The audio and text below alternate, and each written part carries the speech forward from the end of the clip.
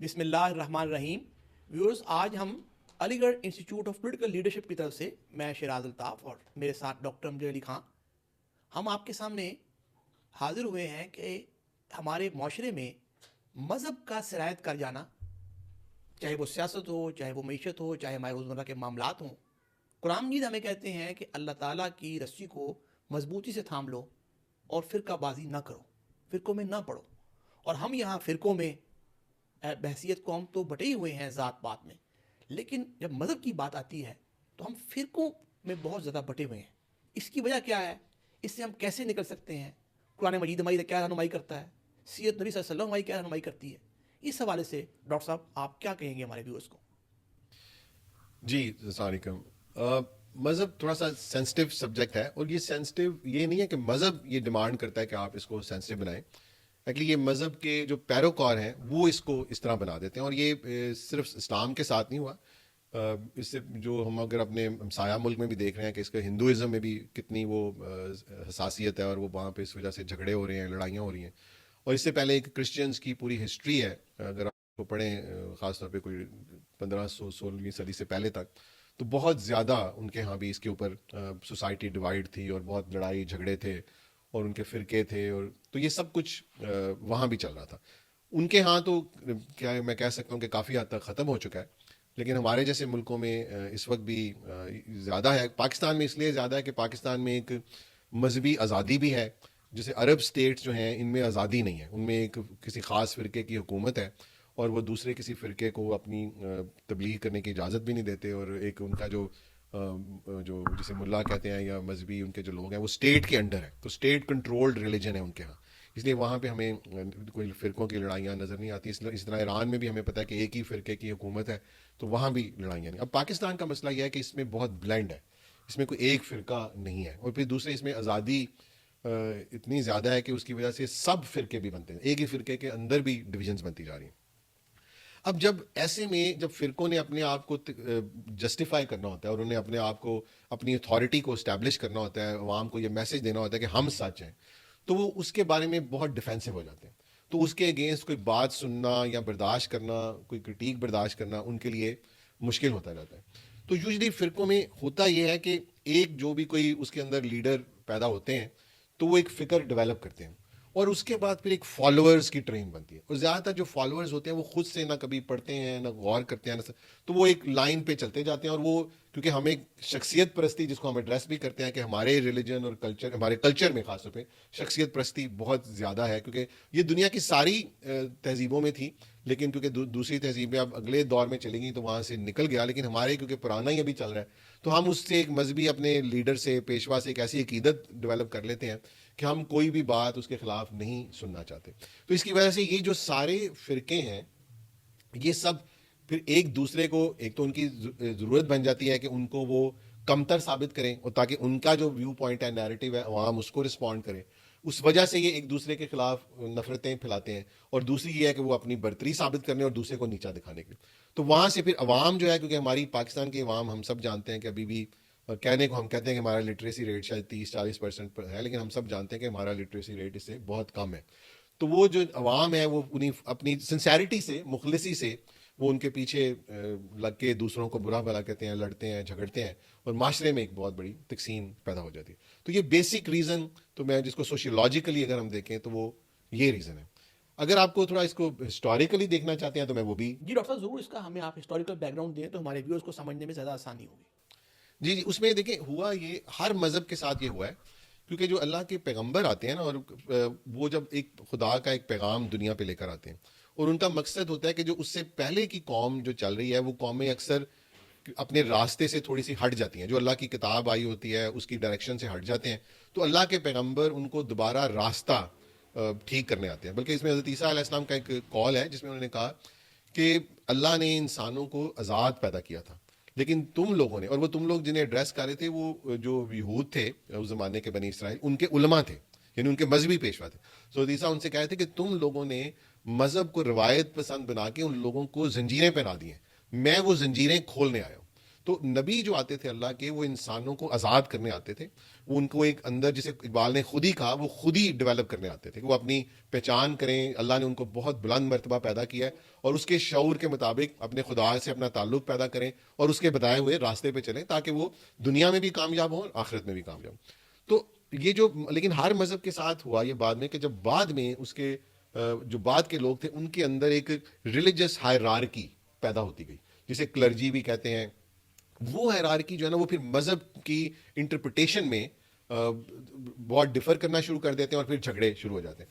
تو اسلام کے ساتھ ایک جو اچھی چیز یہ ہوئی کہ اسلام کو ہم سب جانتے ہیں کہ اب حضور صلی اللہ علیہ وسلم کی زندگی میں ہی ایک حکومت مل گئی اور پھر بعد میں وہ حکومت خلافت راشدہ میں اتنی بڑی کہ وہ بہت بڑی سلطنت بن گئی اور اس کے بہت سارے مذاہب جو اس وقت تھے ان کے اوپر ان کی حکومت ہو گئی. تو کیونکہ شروع کا ٹائم تو بڑا ایسا ٹائم ہے جب صحابہ ہیں, بہت جید صحابہ ہیں, بہت سنسیئر ہیں کون, لیکن بعد میں ہم سب جانتے ہیں کہ وہ حکومتیں کیسے مینیپولیٹ کی گئیں اور کیسے اموی دوبارہ حکومت میں آگے. تو انہوں نے اپنے آپ کو جسٹیفائی کرنے کے لیے ایک مذہبی کلاس کا سہارا لیا اور یہ ساری سویلائزیشنز نے لیا, پوری تاریخ اس سے بھری پڑی ہے. اور خاص طور پہ جب حضرت امام حسین رضی اللہ تعالیٰ عنہ کا شہادت ہوئی تو اس کے بعد جو وہ اموی خلیفہ تھے ان کو یہ ہوا کہ اب انہیں پتا تھا کہ مسلمان تو ناراض ہیں اس چیز سے, تو انہوں نے اس کے لیے ایک نیریٹو بلڈ کرنا چاہا کہ بھی اس میں میرا کیا قصور ہے. تو وہاں سے ایک مذہبی کلاس پیدا جس نے کہا جی کہ یہ تو تقدیر ہے, اللہ نے ایسے ہی لکھا تھا تو وہ ایسے ہو گیا, اس میں خلیفہ کا کیا قصور ہے یا اس کا کیا قصور ہے. اس کے اگینسٹ پھر ایک دوسرا نیریٹو سامنے آیا جنہوں نے آ کے اب تقدیر کے ایشو کو ایکسپلین کرنا شروع ہوا, کاؤنٹر نیریٹو جو آیا. اس نیریٹو کے علماء ایک اپنی جگہ پہ کیونکہ ایک نیا موضوع آیا, اسی طرح پھر جو فقہی مسائل آ رہے تھے اس کے اوپر ایک پورا ہائرارکی ڈیولپ ہوئی. اب خلیفہ جو تھے کیونکہ ان کی اگر آپ پوری جو اموی اور پھر عباسی دیکھیں تو یہ تقریباً جبری حکومتیں ہیں, یہ ساری عوام کے اوپر ایک جبر کے تحت حکومتیں چل رہی تھیں. عوام کی پاپولر ووٹ کم ہوتا تھا, فیملی میں نظام چلتا تھا, لوگ وہی تھے, بادشاہ تھے, عمرہ تھے اور کلرجی تھی اور غریب رعایا تھی. وہاں پہ پھر فقی اسکالر پیدا ہوئے بہت سارے, جس طرح تقدیر کے مسائل کے اوپر لوگوں نے ڈسکشن ہوئی, ان کے کاؤنٹر نیریٹو ڈسکشن ہوئی, اسی طرح ایک فقی مسائل پہ ڈسکشن ہوئی. اور وہ پھر اتنا بڑا کہ ایک بہت بڑی ایک طرف درباری علماء کی کلاس بن گئی اور ایک دوسرے علماء تھے, اور یہ آپس میں ان کی لڑائیاں شروع ہو گئیں. اور وہیں سے پھر فرقوں کی آغاز ہونا شروع ہوئے اسی زمانے سے, اور وہ فرقے بڑھتے بڑھتے ہمارے یہاں باسید میں بھی چلے اور آٹومنز میں بھی تھے, اور پھر یہ جب صفوید جو ایران کی سائڈ ہے انہوں نے ایک سیکٹ جو تھا شیعہ کا ڈیولپ کیا. تو یہ ساری ہسٹوریکل فیکٹس ہیں, ہم ڈیٹیل میں نہیں جا سکتے اس وقت. تو وہیں سے کیونکہ ہندوستان ایک بلینڈ ہوا, ہندوستان میں صوفیزم بھی آیا سب سے پہلے تو, بلکہ صوفی آئے, پھر ایک سنی کلاس آئی جس میں سے بریلوی بھی پیدا ہوئے اور دیوبندی بھی پیدا ہوئے, اور اسی طرح ایک پھر اہل تشیع ایران سے ان کی ہجرت ہوئی یہاں پہ. تو اس میں ایک بلینڈ بن گیا. اچھا, اس بلینڈ کو جو ہندوستان کے بادشاہ تھے یہ سارے ایک طرح سے انجوائے بھی کرتے تھے کیونکہ انہیں ایک موقع ملتا تھا کہ پبلک کو ڈیوائڈ رکھے, کیونکہ جو جبر کا رول ہوتا ہے وہ لوگوں کو ڈیوائڈ رکھنا چاہتا ہے. تو ایک ڈیوائڈ رہتے تھے, اور ان سبھی فرقوں سے وہ علماء بھی تھے جو ان کے درباری علماء بھی بنتے تھے. اور اکبر کے جو تھے 9 رتن جو اس کے مشیر تھے, آپ اس میں بھی دیکھیں تو وہ ویریڈ ریلیجس سیکٹ سے ان کا تعلق تھا, ہندو بھی اس میں شامل تھے. یہ جو ہمیں ہندوستان کی ایک جو چل رہی تھی, لیکن بادشاہوں کے پاس ایک کنٹرول ہوتا ہے کہ وہ پبلک کو نا اتنی آزادی نہیں دیتے کہ وہ بہت زیادہ لڑائی جھگڑے میں چلتے. اور کلونیلز نے بھی جہاں اس کو چاہا کھینچ لیا, کیونکہ ان کو جبر کرنے میں کوئی رکاوٹ نہیں ہوتی, یا جہاں جہاں اس کو انہوں نے استعمال کیا. پاکستان کے اندر یہ ہوا کہ پاکستان کے بھی ہم سب جانتے ہیں کہ حکمرانوں نے اس کو استعمال بھی کیا ہے, اور ایک ریسنٹلی جبر کی بھی مثال آپ نے دیکھی ہے. تو وہ ان کو انہوں نے اعلیٰ کار بنایا اور ایک بہت بڑی درباری علماء کی کلاس بھی بن گئی. اور ایک وہ ہر فرقے کے علماء میں سے کچھ لوگ درباری رتبے پہ بھی پہنچے اور پھر ان کی سیاسی جماعتیں بھی بنا لیں.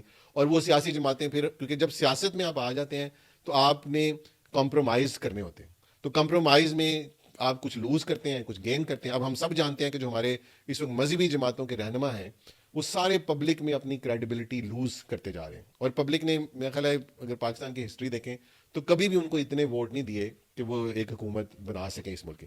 لیکن وہ ایک نیریٹو لے کر پبلک میں آتے ہیں کہ ہم آپ کے نیریٹو, لیکن ہم بعد میں پبلک کو پتہ چلتا ہے کہ یہ بھی ایکچولی اسٹیٹس کو کوئی سپورٹ کر رہے ہوتے ہیں.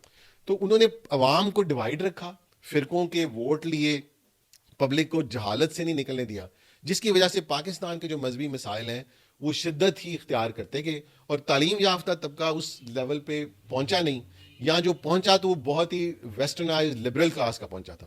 تو ان کو کیونکہ وہ ریلیجن کی سمجھ نہیں تھی تو وہ ریلیجن کے اوپر وہ کرٹیک جو ایک آنیسٹ کرٹیک ہوتی ہے وہ کرنے کی صلاحیت نہیں رکھتے. وہ اس کو ویسٹرن پرسپیکٹو سے دیکھتے ہیں, ایک لبرل ویسٹرن جو ان کا ہے فنڈامنٹ اسی سے دیکھتے ہیں, تو جس سے ان کی بھی آپس میں ڈیوائڈ بہت بڑھ گئی.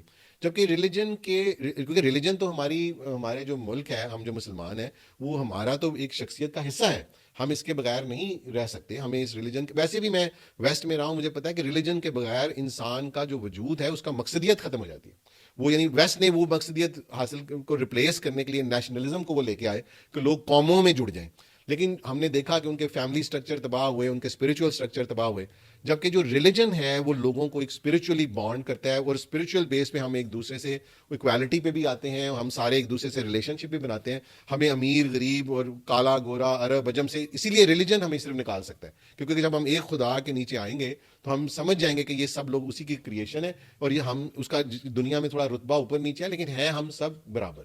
تو ریلیجن ہمارا بہت ہی امپورٹنٹ ایشو ہے, اس کو ریفارم کرنا, اس کو واپس وہاں لے کے آنا جو اس کی اصل کانسیپٹ تھا جو حضور صلی اللہ علیہ وسلم نے اپنے ساتھیوں کو دیا تھا, یہ میٹر آف ٹائم ہے, اس کی بہت نیڈ آف ٹائم ہے, اس کی بہت زیادہ ہمیں ضرورت ہے, اور اس کے لیے بھی ایک لائے عمل ہمیں اڈاپٹ کرنا ہوگا جس میں ہم بات کر سکتے ہیں. ڈاکٹر صاحب اس میں میرے ذہن میں ایک سوال پیدا ہوتا ہے کہ جو ہمارا آج کا خاص طور پہ پاکستانی نوجوان ہے, جس سے ہم بات کر رہے ہیں 15 17 25 30 35 سال کا نوجوان, یہ ہماری کوئی 60% پاپولیشن ہے. آپ کے علم میں ہوا کہ یہ قرآن سے بھی اٹیچ نہیں ہے, نبی صلی اللہ علیہ وسلم کے پیغام سے, ان کی سیرت سے بھی اٹیچ نہیں, میں میجورٹی کی بات کر رہا ہوں, آخرت سے بھی اٹیچ نہیں ہے, کچھ پیرنٹس کی بھی پرائورٹی نہیں ہے, ہمارے ایجوکیشن سسٹم کی بھی پرائورٹی نہیں ہے. ان کو آپ کیا میسج دیں گے کہ وہ کس طرح اس سے اٹیچ ہوں؟ اب چیلنجز کیونکہ بہت بڑے ہیں, چیلنج یہ ہو چکا ہے, جب میں بھی تھوڑا سا اپنے ریلیجن کو سمجھنے کے سفر پہ نکلا ہوں, تو زیادہ تر جو اب مسلمان ہم فقی مسلمان ہیں. ہمیں جو فقہ کے جو اسکالر تھے انہوں نے فقہ کو اتنا بڑا ایشو بنا دیا کہ اب لوگ جو ہے نا وہ ریلیجن کو فقی, لوگ مثلاً کسی کو یہ نہیں دیکھتے کہ یہ نماز پڑھا ہے تو بڑی اچھی بات ہے انسان, وہ دیکھتے ہیں نماز میں کھڑا کیسے ہے, اس نے ہاتھ کیسے باندھے ہیں, جلوار ہے یا ٹوپی نہیں ہے, داڑھی نہیں ہے. ان فروئی مسائل میں ہمیں ڈال دیا گیا, اور یہی اسے ہی ملائیت کہتے ہیں. یہ میں اس لیے ملائیت کا ورڈ ہے کہ یہ ورڈ یوز کیا گیا ہے, میں نے نہیں بنایا. اور اسی طرح جو کرسچینٹی میں بھی یہی ہوا, جوڈیزم میں بھی یہی ہوا کہ انہوں نے لوگوں کو ان فروئی مسائل میں ڈالا. اس سے ہوا یہ کہ لوگ اپنی اصل جو ریلیجن تھا اس سے دور ہوتے گئے, اور بجائے جو ان کی اخلاقیات ڈاؤن ہوئی, ٹھیک ہے, عمل ڈاؤن ہوا, اور ریلیجن کی ان پریکٹسز کو انہوں نے ہائی لائٹ کرنا شروع کر دیا. تو حلیہ کیسا ہے, یہ کیا, جبکہ یہ ریلیجن کا سبجیکٹ ہی نہیں تھا.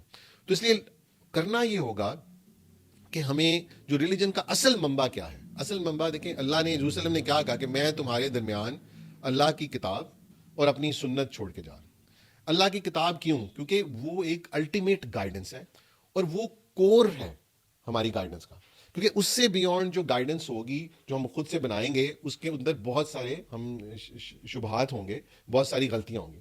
اور دوسرا, کسی بھی جب ایک ریلیجن کے لیے جب وہ ریلیجن دنیا میں آیا تو اللہ نے جو کتاب بھیجی, اور اللہ نے پھر وعدہ کیا کہ یہ کتاب ہمیشہ محفوظ رہے گی, تو اس کو سمجھنا جو ہے وہ ہر اس شخص کی ذمہ داری ہے جو اس کو فالو کرتا ہے. وہ کہتا ہے جی میں مسلمان, اگر وہ اس کو سمجھتا نہیں ہے تو پھر تو وہ خدا کے کلام کے ساتھ نعوذ باللہ ایک زیادتی ہے کہ اللہ تعالیٰ نے, اللہ نے ہمیں کلام بھیجا, اللہ نے کہا یہ تمہارے لیے ایک گائیڈنس ہے, اور ہم اس پہ نہ اس کو سمجھتے ہیں نہ عمل کرتے ہیں. اس طرح جو دنیا کے بہترین انسان کو ہمارے درمیان بھیجا گیا, حضور صلی اللہ علیہ وسلم کو, ان کی سیرت پہ مغرب کے لوگ کتابیں لکھتے ہیں, وہ ایڈمائر کرتے ہیں کہ ایک ایسا شخص دنیا میں آیا جس نے پوری دنیا بدل دی, اس کا رخ بدل دیا. اگر آپ کو پڑھنا ہو تو میں آپ کو کتابیں بتا سکتا ہوں. تو اس شخص کی سیرت ہم پڑھتے نہیں, اس شخص کی سیرت کو ہم سمجھنے کی کوشش نہیں کرتے. ہمیں وہی سیرت, وہی جو چیزیں بتائی جاتی ہیں جو ہمیں ہمارے مولوی حضرات بتاتے ہیں, جو میں ان کو نہیں کچھ کہتا, ان کا بھی قصور نہیں ہے, انہوں نے خود بھی یہی سیکھا ہے, تو وہ اس کو اپنے میں بھی بڑی مخلصانہ پن سے آگے پڑھا رہے ہیں. انہیں نہیں پتا کہ اس میں کیا خرابی ہیں, کیونکہ وہ, میں آپ کو بتاؤں کہ ہمارے 99% مذہبی جو امام ہیں وہ قرآن کو خود نہیں سمجھتے.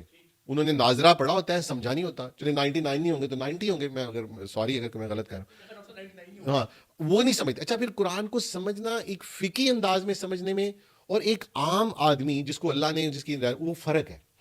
جب آپ قرآن میں جائیں گے, جسے کہتے ہیں نا پری کنسیو نوشنز, آپ اپنے پہلے خیالات بنا کے, تو پھر تو آپ قرآن میں وہی ڈھونڈتے رہیں گے. یہ میں اس کی پریکٹیکل, کچھ لوگ جیسے بلیو کرتے ہیں کہ اسلام میں تصوف ہے, تو وہ اس میں سے تصوف کی آیات ڈھونڈ لیتے ہیں کہ یہ تصوف کیا, یہ فلاں. اس طرح میں نے خود دیکھا یہ جو فرقے ہیں یہ اپنے لیے آیات اس میں سے ڈھونڈتے ہیں, مطلب میں نے احمدی حضرات کو بھی دیکھا, شیعہ حضرات کو بھی دیکھا, بریلوی حضرات کو بھی دیکھا, میرے سامنے کوٹ کی انہوں نے جب میں تھا اس میں. تو میں سوچتا تھا کہ یہ اس آیت کو کیسے, میں کیونکہ تھوڑا سمجھ چکا تھا تو مجھے لگتا تھا, اب بحث بھی نہیں میں کرنا چاہتا تھا, کیونکہ قرآن نے ایک اصول دیا ہے کہ آپ نے کسی سے اگر بات بھی کرنی ہے تو بڑے آسان طریقے, تو اگر اللہ سننے کو تیار نہ ہو یا اس کی ناراضگی کا ڈر ہو تو آدمی ان سے, کیونکہ قرآن کو جب آپ کانٹیکس میں جاتے ہیں تو وہ آیت کا بالکل اور مطلب ہے, مس انٹرپریٹ کرتے ہیں. میں ایک دفعہ میں چھوٹا سا ایگزام میں حج پہ جانا تھا, تو ایک مسجد جن کے گروپ سے گئے تو انہوں نے مسجد میں اس کے لیے وہ رکھتے ہیں اورینٹیشن سیشن. اب وہ وہاں پہ جو کوئی ہم میں بھی 400-300 لوگ بیٹھے ہوں گے, تو انہوں نے جو آیات نریٹ کی اور ان آیات کا جب ترجمہ بتایا تو وہ ٹھیک نہیں تھا. اب میں کیونکہ اس کو سمجھ سکتا تھا لیکن لوگ نہیں سمجھتے تھے, اب میں اس میں اٹھ کے بولوں تو آپ کو بتائیے کیا ہوگا. تو یہ ہم اس طرح ایکسپلائٹ ہوتے ہیں. ہمیں حج بھی کرنے میں ہمیں اصل مقصد نہیں پتا کہ حج ہم کیوں کرتے ہیں. ہم یہ سمجھتے ہیں کہ عمروں کے نمبر بڑھ جائیں گے تو شاید پتہ نہیں ہمارے لیے کیا ہو جائے گا, جبکہ وہ نمبرز نہیں ہیں. وہ جب تک آپ اس کے مقصد پہ نہیں پہنچیں گے, حج کا جو مقصد ہے وہ ہمیں یہ پتہ بتایا گیا کہ آپ حج سے آئیں گے تو آپ کے سارے گناہ ایک بچے کی طرح ہو جائیں گے.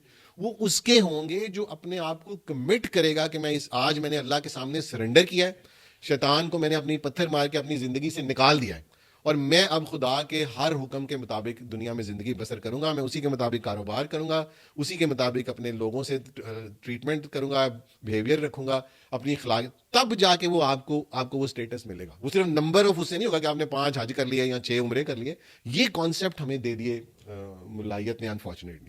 تو اگین میں یہ نہیں کہہ رہا کہ مولویوں کو میں برا نہیں کہہ رہا, وہ بیچارے اپنی سنسیرٹی سے لگے ہوئے ہیں کیونکہ ان کو بتایا یہ گیا ہے, اور انہوں نے کسی نے خود کھول کے ہمیں پھر یہ بتا دیا کہ قرآن تو ہے, یہ آپ سمجھ نہیں سکتے کیونکہ یہ تو بڑا مشکل ہے اور آپ مس گائڈ ہو جائیں گے. جبکہ خدا قرآن میں ہمیں اللہ تعالیٰ یہ کہہ رہے ہیں کہ میں نے اس قرآن کو بہت آسان بنایا ہے, کوئی ہے جو اس کو سمجھنے والا.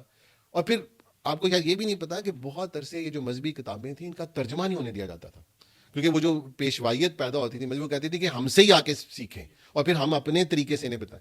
کیونکہ اسی ڈر سے جب ترجمے جن لوگوں نے کیے, ہمیں ہندوستان میں شاہ ولی اللہ اور پھر ان کے پوتے جو تھے انہوں نے کیے, ہمیں ان کا شکر گزار ہونا چاہیے کیونکہ انہوں نے بڑا ریزسٹنس فیس کیا اس کے اوپر.